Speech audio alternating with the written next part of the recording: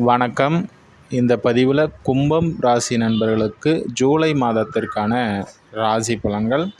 உங்களுடைய ராசியில் ராகு, 2ஆம் இடத்துல சனி, அதே போல் இப்போ குரு பெயர்ச்சி உங்களுக்கு சாதகமான ஒரு அமைப்பில் இருந்திருக்கு. ஜூன் மாதமே அவர் பெயர்ச்சி அடைஞ்சிட்டார். இப்போ சனியை பார்வை செய்யக்கூடிய அந்த குருவால் உங்கள் ராசி அதிபதியை பார்க்குறாரு. ராசியில் ராகு இருந்தாலும் கூட நன்மைகள் நடைபெறக்கூடிய, எதையும் சமாளித்து செல்லக்கூடிய அமைப்பு இப்போ இருக்கும்.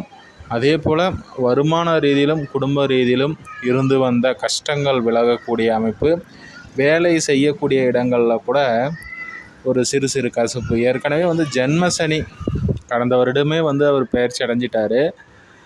2025 உங்களுடைய பெயர்ச்சி இருந்தாலும் கூட அவர் 2026 இங்கே மீனத்தில் சனி பகவான் இருந்தாலும் கூட சில கஷ்டங்கள் வருமான ரீதியிலும் குடும்ப தேவைகளை பூர்த்தி பண்ண முடியல அப்படின்ற மாதிரியான மன கஷ்டங்களில் இருந்த கும்பராசிக்கு இப்போ குருவின் பார்வை சிறப்பான ஒரு அமைப்பில் இருக்குது. உங்களுடைய ராசிக்கு 6ஆம் இடத்துல குரு இருக்குது அப்படின்ற மாதிரி மன வருத்தங்கள் வேணாம்.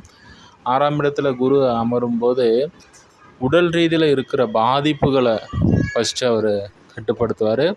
மறைமுகமான எதிரிகள் இருந்தாலும் இங்கே உச்ச அமைப்பில் தானே அவர் இருக்கிறாரு. அது வகையில் லாப உயர்வு, வேலை அமைப்புகளில் லாப உயர்வும் தனப்புழக்கமும் அவர் அதிகரிக்க செய்வார். அதே போல் அவருடைய 5ஆம் பார்வையாக ஜீவனஸ்தானம் 10ஆம் இடத்தை பார்வை செய்கிறாரு. செவ்வாயும் கடந்த மாதம் பார்த்திங்கன்னா ஜூனில் பலமாக தான் அமர்ந்துடுறாரு. இப்போ 4ஆம் இடத்தில் அவர் பெயர்ச்சி அடைஞ்சு அமர்ந்திருந்தாலும் கூட பெரிய அளவில் கஷ்டங்கள் கண்டிப்பாக இருக்காது.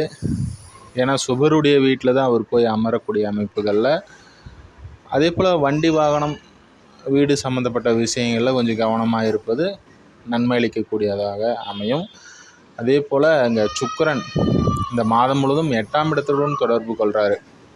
உங்களுடைய ராசிக்கு சுகாதிபதி மற்றும் பாக்கியாதிபதியாக அவர் வருவார். அந்த வகையில் பார்த்திங்கன்னா உங்களுடைய சொத்துக்கள், தகப்பன் வழி உறவுகள் இது போன்ற அமைப்புகளில் கொஞ்சம் கவனமாக இருப்பது நன்மை அளிக்கக்கூடியது. அதே போல் 8ஆம் இடத்துல சுக்கிரன் அமையும் போது எதிர்பாராத தனலாபங்கள் கண்டிப்பாக உண்டு. வெளிநாடு, வெளி மாநிலம் இது போன்ற அமைப்புகளில் திடீர் அதிர்ஷ்டங்கள் வாய்ப்புகள் வரும். அதே போல் 6ஆம் இடத்துல இருக்கக்கூடிய 6ஆம் அதிபதியான புதன் 8 நாட்கள் மட்டும் உங்களுடைய 7ஆம் இடத்துலேருந்து ராசி உங்களுடைய 6ஆம் இடத்திற்கு பெயர்ச்சி அடைந்து இங்கே 8 நாட்கள் மட்டும் இருப்பார். அடுத்ததாக 5ஆம் இடத்திற்கு வக்ர அஸ்தங்கம் பெற்று இங்கே 5ஆம் இடத்துலேயே அவர் அமரக்கூடிய ஒரு அமைப்பில் பசங்க ரீதியில் நன்மைகள் ஆதாயங்கள் உண்டாகக்கூடிய ஒரு அமைப்பு. ஜூன் மாதத்திலே அவர் நல்ல பொசிஷனில் இருக்கிறதுனால பசங்களுக்கு தேவையான விஷயங்களை நல்ல முறையில் செஞ்சீங்க. இப்போ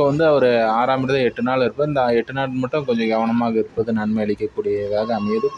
பொதுவாக கும்பத்தை பொறுத்த வரைக்கும் சோதனைகள் விலகி சாதனைகள் மேற்கொள்ளக்கூடிய நல்ல ஒரு மாதமாக இந்த ஜூன் மாதம் இருக்கும்.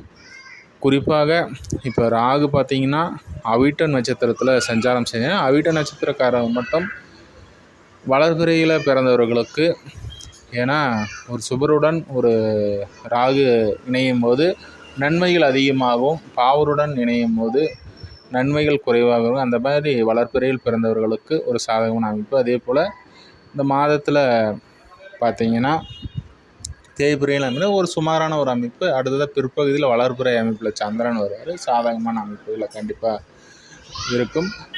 அதே போல் சந்திராஷ்டம தினங்கள்னு பார்த்தோன்னா இந்த மாதத்தில் 16, 17, 18 ஆகிய தேதிகளில் சந்திராஷ்டம தினங்கள்லாம் வரும். இந்த நாளில் கொஞ்சம் வேலை ரீதியில் கொஞ்சம் கவனமாக இருப்பது நன்மை அளிக்கக்கூடியதாக அமையும். அடுத்ததாக மீன ராசிக்கு ஜூலை மாதத்தில் ராசி பலனாக சந்திப்போம். நன்றி, வாழ்த்துக்கள்.